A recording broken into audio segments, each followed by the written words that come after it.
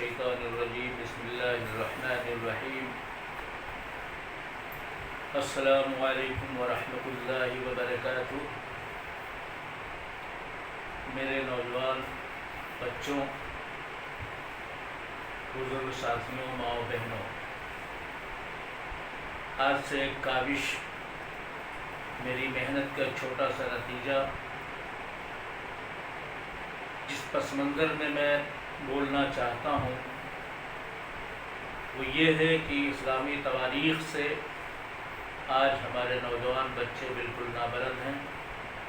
ہمارے باب اجداد کی تمام کوششوں کو، تمام قربانیوں کو، تمام محنتوں کو بھول چکے ہیں۔ اس کی وجہ یہ ہے کہ ان کے سامنے کوئی اصل رودات نہیں آئی۔ میں سوچتا ہوں کہ شاید میرے کہنے سننے سے اللہ تبارک و تعالیٰ نوجوان بچوں کے دلوں میں ایمانی حرارت پیدا کرے اور اپنے اسلاف، اپنے بزرگوں کی زندگی اور ان کی محنتوں کو سن کر سمجھ کر انشاءاللہ ان کے قلوب نرم ہوں۔ یہ میری التجا اور دعا ہے اللہ سے۔ آج سے یہ سلسلہ میں شروع کرنے جا رہا ہوں۔ عنوان اس کا یہ ہے کہ پس منظر میں جو رودات ہمارے بزرگوں نے آج تک یا اس سے پہلے جو گزر چکی ہے اس کی روشنی میں عرض کروں۔ بسم اللہ الرحمن الرحیم۔ رات گزر چکی تھی، ستارے جھلملا کر آسمان میں ڈوب رہے تھے، نہایت روشنی بڑھنے لگی تھی، کائنات انگڑائی لے کر بیدار ہو رہی تھی، پرکیف اور فرحت بخش ہوا کے تاثر جو کے چل رہے تھے، ذرہ ذرہ پتا پتا تر و تازہ ہو کر چمک اٹھا تھا، ریگزار ریشم سے بھیگا ہوا تھا، سفید ریت نہایت پیارا معلوم ہو رہا تھا۔ حجاز سارا عرب ریگزار ہے، بالکل ایسا معلوم ہوتا جیسے کہ ریت سمندر کی لہریں بہہ رہی ہوں۔ ریگستان ہونے کی وجہ سے عرب کی آب و ہوا خشک ہے، گرم ملک ہونے کی وجہ سے گرمی بھی زیادہ پڑتی ہے۔ باد سموم یعنی زہریلی ہوا ملک عرب میں ہی چلتی ہے جو انسانوں کو چشم زن میں سموم کر کے مار ڈالتی ہے۔ سارے ملک میں ریت کے اس قدر فلک نما تودے ہیں کہ میلوں سبزے کا نشان نظر نہیں آتا ہے، ایک بھی دریا نہیں ہے۔ ریت مسافروں کو اپنے دامن میں ایسا چھپا لیتی ہے کہ پھر ان کا پتہ بھی نہیں چلتا۔ اگر عرصہ بعد پتہ بھی چلتا ہے تو ان کی ہڈیوں کا جو ریت ہے، ریت کے نیچے دبی ہوتی ہیں، وہی نکلتی ہیں۔ جب بعد سر ریت کو ایک جگہ سے اٹھا کر دوسری جگہ پھینک دیتی ہے، یہی وجہ ہے کہ سیاہ عالم اندرون عرب میں جانے کی جرات نہیں کرتی۔ لیکن یہ ریگزار جو دل میں دوزخ کا نمونہ ہوتا ہے، رات کو ایسا معلوم ہوتا ہے کہ جیسے دل فریب اور بڑھی ہوئی روشنی کی وجہ سے ہمارے اس عنوان کا شروعات سن 1611 ہجری 1 نبوت سے ہے۔ اس وقت تمام حجاز سارے عرب میں بتوں اور ستاروں کی پوجا کی جاتی تھی۔ تمام عرب کا ہر قبیلہ، ہر فرد بتوں اور ستاروں کا پرستار تھا، لیکن یہ عجب بات ہے کہ بتوں اور ستاروں کے پوجتے ہوئے بھی حشر اور نشر، یوم جزا کے قائل تھے۔ مردوں کو دفن کرتے تھے، قبروں پر اونٹوں کو اس لیے ذبح کرتے تھے کہ ان کا عقیدہ تھا کہ مردے یوم محشر اونٹ پر سوار ہو کر چلیں گے۔ وہ توحید کے بھی قائل تھے، کائنات کا بیدار ہونے والا مانتے تھے، پیدا کرنے والا مانتے تھے۔ بتوں کو بارگاہ رب العزت میں شفیع سمجھ کر ان کی پرستش کرتے تھے، یعنی کہ شرک عام تھا۔ صبح ہو چکی تھی، نسیم سحر چل رہی تھی، آسمان تبسم ریز ہو کر ایسا روشن ہو گیا تھا جیسے کسی حسین ماہ پارا مسکرانے سے اس کے چاند سے چہرے پر حسن کی لہریں دوڑ کر اس کے چہرے کو اس قدر منور کر دیں کہ وہ تنویر حسن بن جاتی ہے۔ اس وقت مکہ کے ایک گوشے سے نہایت ہلکی سریلی آواز پیدا ہوئی جو بتدریج بڑھنے لگی اور بڑھتی اور بڑھتی بڑھتی اس قدر بڑھی کہ شہر کے مکے اور گلی گلی کوچے میں بھی اس کی آواز سنی جانے لگی۔ آج عربوں کا یوم عید تھا۔ وہ بہت سویرے بیدار ہو کر آواز کو سن کر مرد اور بچے بیت الحرام کی طرف دوڑنے لگے۔ مکے کی گلی کوچے میں ہلچل شروع ہو گئی اور لوگوں کے ٹھٹ کے ٹھک تیزی کے ساتھ نظر آنے لگے۔ سریلی آواز بھی ابھی تک بند نہیں ہوئی تھی، نہایت دلکش آواز، ایسا معلوم ہوتا تھا جیسے کوئی سریلا باجا بج رہا ہو۔ لوگ اطراف شہر سے تیزی کے ساتھ بیت الحرام کی طرف دوڑتے آ رہے تھے۔ زرق برق پوشاکیں پہنے ہوئے تھے، زرتار پٹکے باندھے ہوئے تھے، پورے عربی لباس میں ملوث تھے۔ بیت الحرام یعنی خانہ کعبہ ناف شہر میں واقع ہے۔ یہاں وہ حرم شریف کی جگہ بنیاد حضرت آدم علیہ السلام نے رکھی تھی۔ مدتوں تک توحید پرستوں، خدا کے پوجنے والوں کا مل جاوا وعار رہا، اب بت پرستوں کے قبضے میں تھا۔ عرب نہایت سرات اور دوڑ دوڑ کر آ رہے تھے، خانہ کعبہ کے چاروں طرف کھڑے ہو چکے تھے۔ خانہ کعبہ کی عمارت پتھر اور چونے سے بنائی گئی تھی، نہایت مستحکم اور بڑی شاندار تھی۔ ہر چہار طرف متعدد بڑے بڑے اونچے اونچے عالیشان دروازے تھے۔ خانہ کعبہ کے نیچے ہی ایک کنواں تھا۔ کنویں کی من پتھر اور دہن کسی قدر چھوٹا تھا۔ یہی کنواں دنیا آب زمزم کے نام سے مشہور ہے۔ دنیا میں آب زمزم کے نام سے مشہور ہے۔ کنویں کی من کے قریب ادھر ادھر بڑے بڑے دو بت رکھے ہوئے تھے۔ ایک بت کسی حسین عورت کا مجسمہ تھا، ایسا معلوم ہوتا ہے جیسے پری پہ کر کھڑی مسکرا رہی ہو۔ اس بت کا نام نائلہ تھا۔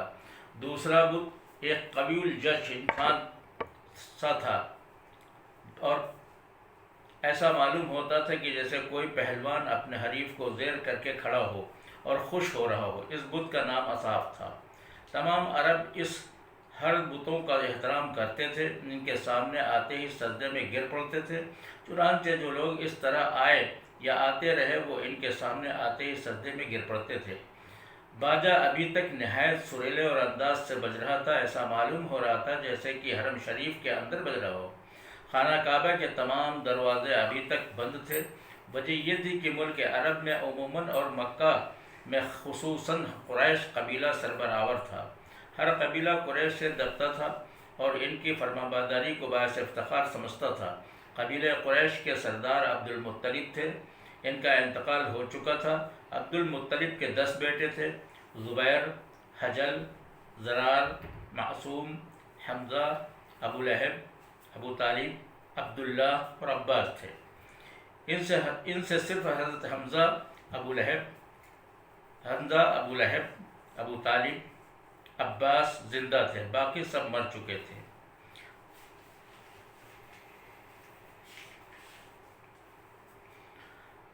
ابو طالب کو اپنا سفیر سردار مانتے تھے۔ عربی قبائل میں یہ دستور تھا کہ ان کا سردار وہی شخص ہو سکتا ہے جو بہتر شاعر ہو، بہترین مدبر ہو، بہترین سیاستداں ہو اور سب سے زیادہ بہادر ہو۔ ابو طالب میں یہ تمام اوصاف موجود تھے۔ تمام قبائل ان کے بہادری، شاعری، برتری اور سیاستدانی کا لوہا مانتے تھے۔ ان کا قدر رعب تھا، اس قدر رعب تھا کہ کسی کو ان کے سامنے بولنے کی جرأت نہ ہوتی تھی۔ ابو طالب بیت الحرام کے کلید بردار تھے۔ جب تک وہ آ کر دروازہ نہ کھولتے تھے کوئی اندر داخل نہیں ہوتا تھا، کوئی شخص بیت الحرام میں داخل نہ ہو سکتا تھا اور جب تک ان کی اجازت نہ ہو۔ تمام قبائل آ چکے تھے۔ ابو طالب ماں اپنے بھائیوں ابو لہب، حمزہ، عباس کے آئے۔ چونکہ وہ مکہ کے والی یا بادشاہ تھے، اس لیے ان کے ساتھ قبیلہ قریش کے زیادہ آدمی تھے۔ ابو طالب نے آتے ہی دروازہ کھولا، پہلے خود خانہ کعبے میں داخل ہوئے، ان کے بھائیوں کے بعد قریش کا قبیلہ اندر گیا۔ اب ابو طالب نے حکم دیا کہ حرم پاک کے تمام دروازے کھول دیے جائیں۔ یہ حکم ہوتے ہی چاروں طرف سے دروازے کھول دیے گئے اور تمام قبائل جوق در جوق خانہ کعبہ میں داخل ہونے لگے۔ بیت الحرام کی عمارت اندر کی جانب سے بھی نہایت شاندار اور سرتری نما سینکڑوں کمرے میں بنی ہوئی تھی۔ تمام عمارت ایک بھورے رنگ کے پتھر کی تھی۔ سردریوں کے ستون 6-6 7-7 گز اونچے اور تناؤ دار درختوں کی طرح ہوتے تھے۔ بیت الحرام کے عین بیچ میں بیت اللہ تھا۔ بیت اللہ کے چاروں طرف سیاہ پردے پڑے تھے، اور چھت کے اوپر ایک بہت بڑا بت رکھا تھا، نہایت ڈراؤنا اور ہیبت ناک تھا، سیاہ پتھر کا تھا، قصمہ کے باہر کی کئی میل کے فاصلے سے نظر آتا تھا۔ اس بت کا نام ہبل تھا۔ ہر قبیلہ اس کی پرستش کرنا لازمی سمجھتا تھا۔ بیت الحرام میں لوگوں کا اس قدر ازدحام ہو گیا تھا کہ دل رکھنے کی بھی جگہ نہ تھی۔ ہر قبیلہ مختلف بتوں کی طرف متوجہ تھا۔ جب بھی سینکڑوں تھے اور بت بھی سینکڑوں تھے، کم از کم 360 مختلف اطراف کے مختلف جگہ نصب تھے، عجب شکل کے تھے۔ ایک بت سفید پتھر کا نہایت خوبصورت عورت کی شکل میں تھا، جس کے بال اس طرح اس کے دوش پر بکھرے ہوئے تھے جیسے کوئی پری پیکر حسین نہا کر اٹھی ہو، اور اس کے سر کے بال سکھانے کے لیے کمر اور کندھوں پر بکھرے ہوئے ہوں۔ اس بت کا نام سورہ تھا۔ حذیل اس کی پرستش کرتا تھا، چنانچہ اس قبیلے کے لوگ اس کے سامنے آتے ہی سجدے میں گر پڑتے۔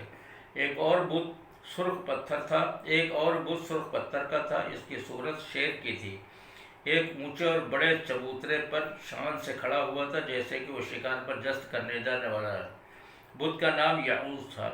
یمن کے تمام قبائل اس کی پرستش کرتے تھے۔ ایک بت بھورے رنگ کے پتھر کا تھا، بالکل گھوڑے کی شکل کا تھا، اور ایک وسیع سیاہ چبوترے پر کھڑا تھا، بڑا ہیبت ناک تھا، ایسا معلوم ہوتا تھا جیسے وہ یوں دوڑنے ہی والا ہے۔ اس کا نام یعوق تھا۔ اس کی پرستش قبیلہ ہمدان کرتا تھا۔ ایک اور بت تھا جو سیاہ پتھر کا تراشا ہوا بنایا گیا تھا، اس کی صورت بالکل گدھے کی سی تھی، بڑا خوفناک تھا، سفید پتھر پر نصب کیا گیا تھا، لمبی چونچ کھولے ہوئے، پروں کو دراز کیے ہوئے، ایسا لگتا تھا کہ بس اڑنے ہی والا ہے۔ اس بت کا نام نصر تھا۔ ذیل قلعہ اس کی پرستش کرتے تھے۔ اس کے علاوہ دو لات، منات، عزا، جہاز، حبال، محترمہ، سعد، سعیر، ایانس، رضا، ذوالعقیف، ذوالجبیر، صارق، قائم، مدان، اوف، مناف وغیرہ بہت سے بت اور عجب کی شکل و صورت کے تھے۔ باجا ابھی تک بج رہا تھا، اب گھنٹے، گھڑیال اور جھان بھی بجنے لگے تھے۔ ہر بت پتھر کے چبوترے پر نصب تھا، ہر بت کے سامنے اس کا پجاری بیٹھا تھا۔ تمام بتوں کے سامنے بت پرست سجدے میں پڑے ہوئے تھے۔ ابو طالب، حمزہ اور عباس خانہ کعبہ کی چھت پر چڑھ کر حبل کے سامنے پڑے ہوئے تھے۔ تمام لوگ خاموشی سے بتوں کو پوج رہے تھے۔ بت پرستی کا ایسا منظر مشکل سے کسی کی نظروں سے گزرا ہو۔ ابھی یہ لوگ سجدے میں ہی پڑے ہوئے تھے کہ بعد سرسر کے تیز جھونکے چلنے لگے، ہوا ریت کے ذروں کو اٹھا کر لانے لگی۔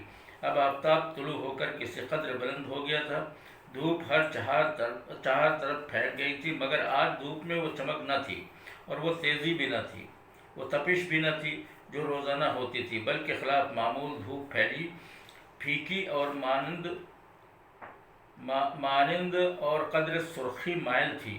لوگ سجدے سے سر اٹھا کر نہایت ادب سے کھڑے ہوئے تھے، اور ہاتھ باندھ کر نظریں جھکا کر خاموش کھڑے ہوئے تھے۔ وہ بتوں کو اس قدر احترام کرتے تھے کہ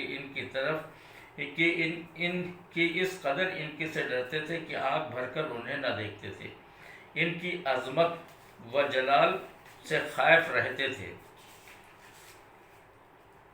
بتوں کے ڈرنے کی وجہ تو یہ تھی کہ بت پرست بھی اس لیے تھے کہ پجاریوں نے انہیں اور بھی ڈرا کر اوبام اور پرست بنا دیا تھا۔ ابھی یہ لوگ کھڑے ہی ہوئے تھے کہ تیز و تند ہوا کے جھونکے چلنے لگے۔ سب نے گھبرا کر آسمان کی طرف دیکھا۔ آسمان سرخ ہو رہا تھا، ایسا سرخ جیسے کہ آگ لگی۔ بتوں سے ڈرنے کی وجہ یہ تھی کہ ان کے جو پجاری تھے بتوں سے بہت ہی خائف کراتے تھے اپنے عوام کو۔ ابھی یہ لوگ کھڑے ہوئے تھے کہ تیز و تند کے جھونکے چلنے لگے تھے، گھبرا کر آسمان کی طرف دیکھ رہے تھے، ایسا معلوم ہوتا تھا جیسے آگ لگ گئی ہو اور آگ کے شعلوں سے اسے سرخ بنا دیا ہو۔ لوگ حیرت اور خوفزدہ نظروں سے آسمان کو دیکھنے لگے۔ دیکھتے دیکھتے آسمان کا رنگ سرخ اور سیاہ میں تبدیل ہو گیا، بالکل اسی طرح جیسے آگ کے بعد دھوئیں کی کے غٹ ماحول میں تیز و تر ہو جاتے ہیں۔ اس منظر کو دیکھ کر عربوں کے حواس جاتے رہے۔ وہ ایک دفعہ اپنے معبود کے سامنے سجدے میں گر گئے۔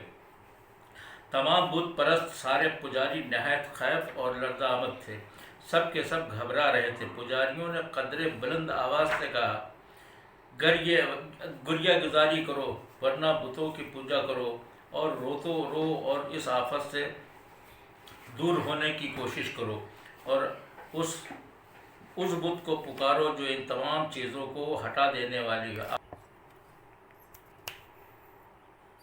سارے لوگ بتوں کے سامنے پڑے اور گریہ گزاری کرنے لگے تھے اور اپنے بتوں سے اس آفت کو دور کرنے کی التجا کرنے لگے تھے۔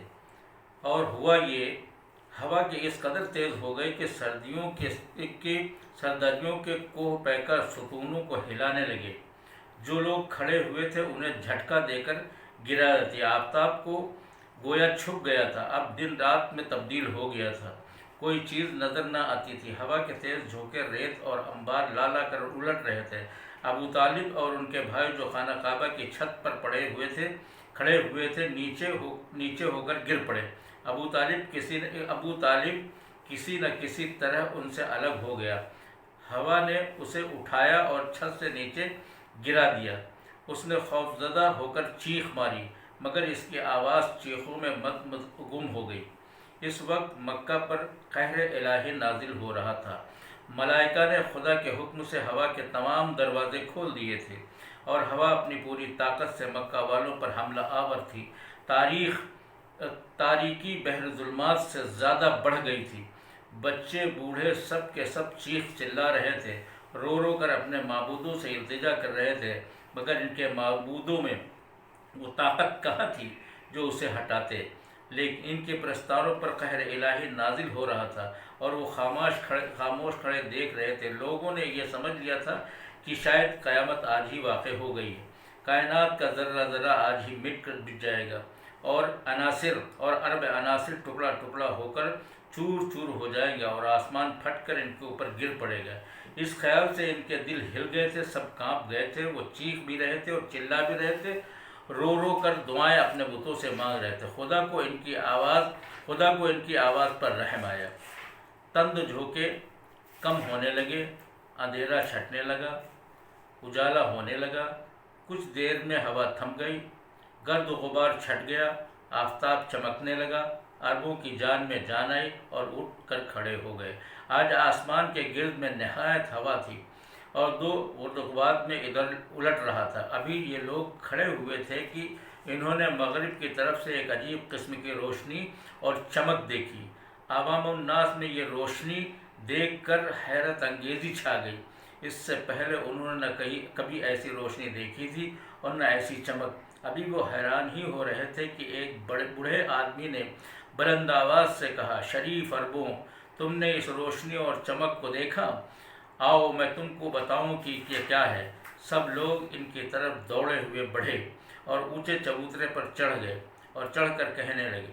سب خاموش ہو گئے، اور اس ایسے خاموش کہ میری کمزور آواز آپ تک پہنچ سکے۔ میں بوڑھا ہو چکا ہوں۔ سب لوگ نہایت خاموش ہو گئے اور کھڑے ہو کر سننے لگے۔ بوڑھے نے دیکھا۔ اس عرصے میں ابو طالب اور ان کے بھائی خانہ کعبہ کی چھت سے نیچے اتر کر بوڑھے کے قریب پہنچ گئے، آ کر کھڑے ہوئے۔ اس وقت بیت الحرام میں سکوت مرگ طاری تھا۔ ہر شخص چپ چاپ کھڑا بوڑھے کو دیکھ رہا تھا۔ ابو طالب جو خانہ کعبہ کی چھت سے نیچے لڑھک گیا تھا، اس کے پاؤں پر ضرب آ گئی تھی۔ وہ لنگڑا کر چلتا ہوا اس کے قریب آ کھڑا ہوا اور بوڑھے کو غور سے نظریں بھر کر دیکھنے لگا۔ اگلی قسط انشاءاللہ کل۔